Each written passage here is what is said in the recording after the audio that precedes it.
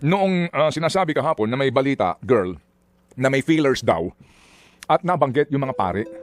Oo nga, pinadaan daw sa pare. Pero kaibigan ng hindi ko alam kung ilang layer, no, yung pinagdaan ng informasyon. Although, kasi nga po ang atin dito is, gawin nyo na po ang lahat na magagawa po ninyo sa gitna po ng kapangyarihan po at laki ng inyong intelligence fund para po mapauwi si Saldico. Kasi hanggat yan po ay nandidiyan sa labas, hanggat yan pong starring na yan ay hindi umuwi dito, may pati si Gilong George Barcelona sinasabi niya nasa abroad pa eh. Kakakansela lang daw ng passport. Ngayon lang na sila ang passport, etc. Kasi tayong lahat, inaabangan po itong taong ito. At meron kasi siyang, ganun din po, no?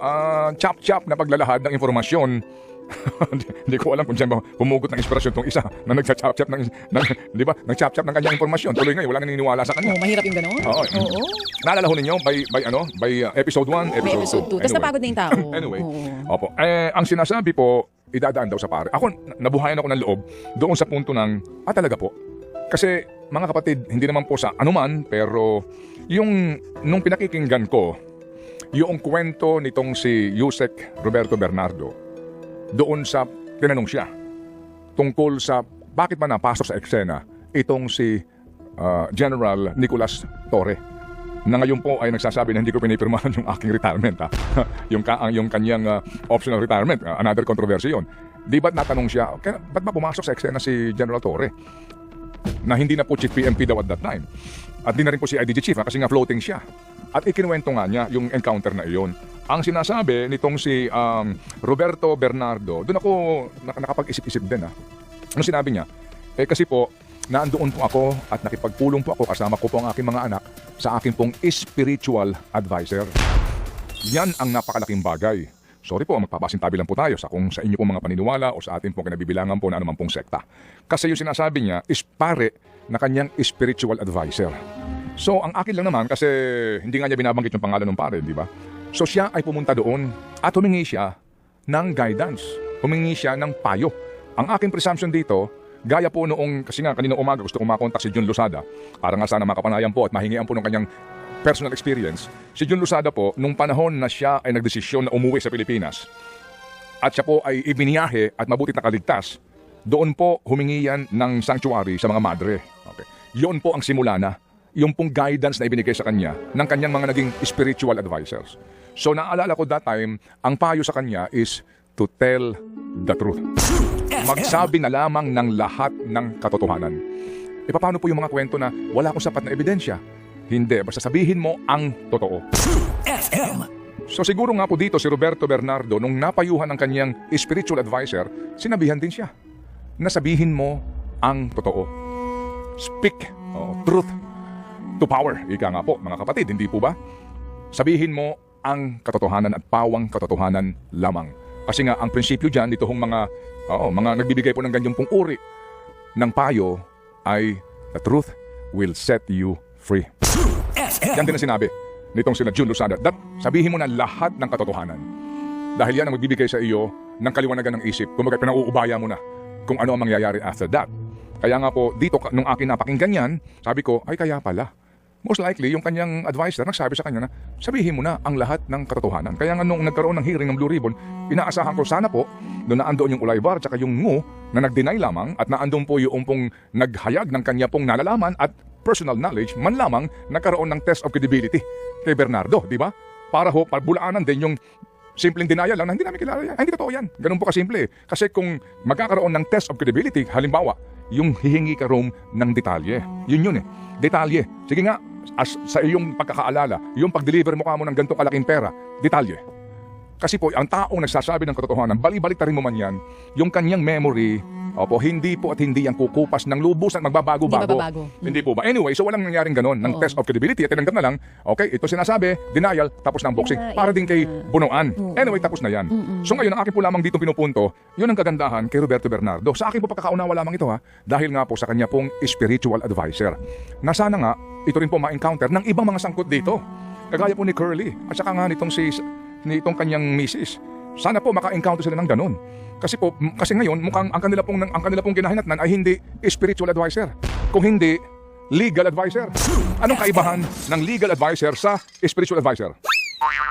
Well, yung legal advisor based on... Well, ayoko magsalita, baka may masaktan ako. Attorney, Siyempre, pag I'm legal advisor versus Anong spiritual... kaibahan? Anong kaibahan? Siyempre, may intervention ni Lord yung sa spiritual advisor. Intervention ni Lord. Oo, so parang kung magbibigay ka ng payo, di ba parang nakaangkla sa Sige, Diyos, oo. magbibigay mong payo, yung totoo na. Hindi, mahirap mag-invoke Yung ng Diyos. katotohanan na. Mahirap mag-invoke Oo, alam mo, mahirap mag-invoke ng ganyan. Pero ang sabi ko nga, spiritual advisor, yung sinasabi na, Ano? you tell the truth because the truth will set you free. Teka. Hindi, basic lang yan. Oo. Listen, okay? Okay. Si legal advisor. Spiritual advisor, you tell the truth. Oh. Because the truth will set you free. Okay? Alright. Kung legal advisor, itong sasabihin niya. Ano? Alright? Okay. If you tell the truth will put you in jail. So, kung ikaw si legal advisor, sandali lang. Hindi mo siya advise ng gano'n. Sandali lang. Oo. Hindi walang intervention ni Lord. Char! So, Yung legal sandali lang. advice. So, kumbaga dali. Magkano ba ibabayad mo? Depende. Magkano ba bayad mo sa akin? Oo. Attorney, magkano ba bayad? Magkano ba usapan natin dito? Ganito, sige. Because if you tell the truth, you will go to jail. The truth will put you in jail. So, well, depende sa taktika ng abogado. ano takot? Oo, kasi pwede naman yung ako abogado, pwede ko sabihin sa aking kliyente Na alin? na, well, if you tell the truth, you might go to jail. But if you tell the truth, yan din ang magiging rason kung bakit mapunta ka man sa jail, pwede kang ma-release sooner or later. Pwedeng ganon, pwedeng Pwede ka taktika. maging WPP. Oo, Pwede pwedeng ka- maging taktika, depende talaga Pwede ka sa maging legal testigo. advice. Correct, Alright, oo. sige, so yun na nga. No? Dito po sa kasong ito, you tell the truth and then samahan pa po ito ng tama din pong guidance Oo. pwede pong pakiusapan na pwede ba kami maging testigo. Yan, Right? oo. Diyan Kumbaga na- may paghahagil Okay. na nagaganap. Ngayon, dito ho papakasok din yung, okay, gusto mo maging testigo. Ano ang ating assurance na nagsasabi ka ng totoo din maliban sa mga kwento mo at patunay na ikay sincero? Doon napapasok yung sinasabi ng iba na nagsauli nga ng pera. Restitution kasama yon. Although hindi daw requirement yan. Oo. Hindi nga In requirement. fairness, sinabi din naman ng DOJ yan. Oo. Hindi yan. Pero para mapakita... Pero idol mo talaga si Alin? Prosec Padulyon, di ba? Oo.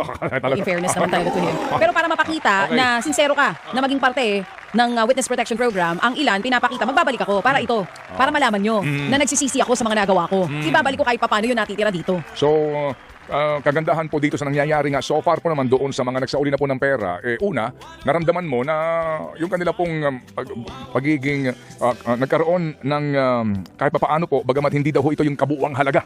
Kung susumahin mo yung mga ninakaw na pera, meron pong papapakita ng kanila pong kagustuhan na magbayad, magbigay ng bahagi ng kanilang kinulimbat. Kahit papaano po, meron pong, kumbaga, good faith na matatawag. Kahit papaano. Correct. Kasi nga sinasabi, kasi barya lang yan eh. O, porke ba nagbalik na, wala nang Okay. kasalanan. Hindi naman ganoon. Kumbaga, kapag gumawa ka ng, kung gusto mo maging witness, bukod sa pagsasabi ng totoo, eto pa, para maniwala kayo sa akin lalo, ibabalik ko pa yung iba sa nandito pa sa akin o nandito pa sa akin ngayon. Kesa naman sa, wala kang ibabalik, di ba? Okay, so ngayon, Oo. ito ho mga kapatid rin naman, ang kainaman pala dito, lumalabas ngayon, maganda nga rin talaga na hintay mo muna magsauli yan. At sa pagsasauli niyan, kasama na doon sa Memorandum of Agreement, at nabahagi po ng lalabas na sinumpang salaysay. Nagsauli ka ng pera na ninakaw mo, maaring hindi pa kompleto yan, pero nang sauli ka ng pera, ibig sabihin, hindi ka na pwedeng umatras. Kasi mahirap yung ikaw masyadong magulang, gusto mong maging testigo ng estado, hindi ka magsasauli ng pera.